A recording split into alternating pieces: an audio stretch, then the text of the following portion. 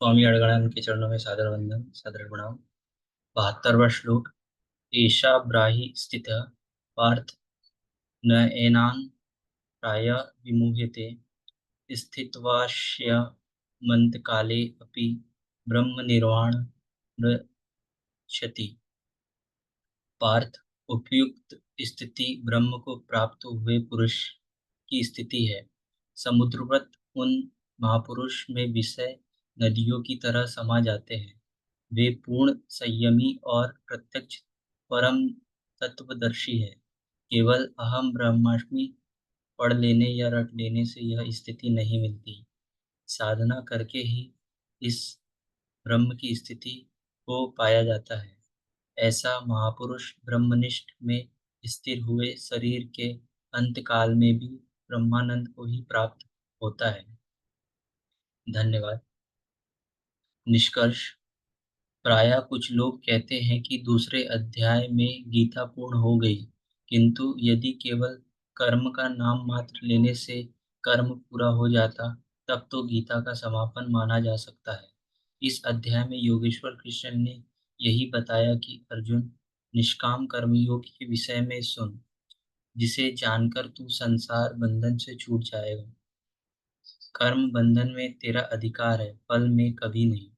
कर्म करने में तेरी अश्रद्धा भी ना हो, निरंतर करने के लिए तत्पर हो जा। इसके परिणाम में तू परम दृष्टवा, परम पुरुष का दर्शन कर स्थित प्रज्ञ बनेगा, परम शांति पाएगा। किंतु यह नहीं बताया कि कर्म है क्या। यह सांख्य योग नामक अध्याय नहीं है। यह नाम शास्त्रकार का नहीं है, अपितु टीकाकारों की देन है। वे अपनी बुद्धि के अनुसार ही ग्रहण करते हैं, तो आश्चर्य क्या है। इस अध्याय में कर्म की गरिमा, उसे करने में बरती जाने वाली सावधानी और स्थित प्रज्ञ के लक्षण बताकर श्री कृष्ण ने अर्जुन के मन में कर्म के प्रति उत्कंठा जागृत की है। उसे कुछ प्रश्न दिए हैं। आत्मा शाश्वत है, सनातन है। उसे जानकर तत्वदर्शी बनो। उसकी प्राप्ति के दो साधन हैं, ज्ञान योग और निष्काम कर्म योग। अपनी शक्ति को समझकर हानि लाभ का स्वयं निर्णय लेकर कर्म में प्रवृत्त होना ज्ञान मार्ग है, तथा इष्ट पर निर्भर होकर समर्पण के साथ उसी कर्म में प्रवृत्त होना निष्काम कर्म मार्ग या भक्ति मार्ग है। गोस्वामी तुलसीदास ने दोनों का चित्रण इस प्रकार किया है। मोरे प्रोण तनय सम ज्ञानी, बालक श्रुत शम दास अमानी, जनहि मोह मोर बल निज बल ताहि, दूहु कही काम क्रोध रिपु आही। मेरे दो प्रकार के भजने वाले हैं, एक ज्ञान मार्गी, दूसरा भक्ति मार्गी।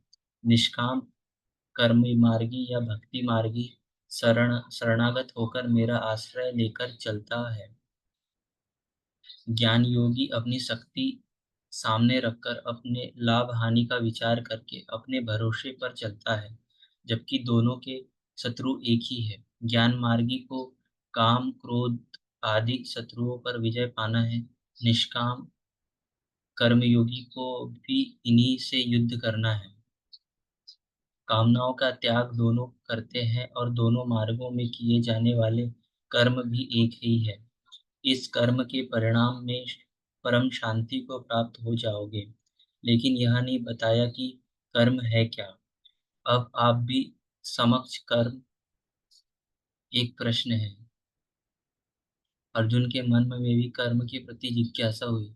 तीसरे अध्याय के आरंभ में ही उसने कर्म विषयक प्रश्न प्रस्तुत किया। अतः ओम तत्सदिति श्रीमद्भगवद्गीतासूपनिषत्सु ब्रह्मविद्यायां योगशास्त्रे श्रीकृष्णार्जुन संवादे कर्म जिज्ञासु नाम द्वितीय अध्याय।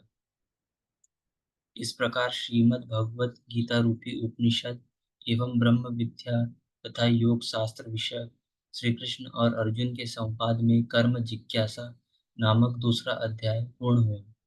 इति श्रीमद् परमहंस परमानंदस्य शिष्य स्वामी अड़गड़ानंदे कृते श्रीमद्भगवद्गीताया यथार्थ गीता भाष्य कर्म जिज्ञासा नामक द्वितीय अध्याय इस प्रकार श्रीमद् परमहंस परमानंद जी के स्वामी के शिष्य स्वामी अड़गड़ानंद कृत श्रीमद् भागवत गीता के भाष्य यथार्थ गीता में कर्म जिज्ञासा नामक दूसरा अध्याय पूर्ण होता है।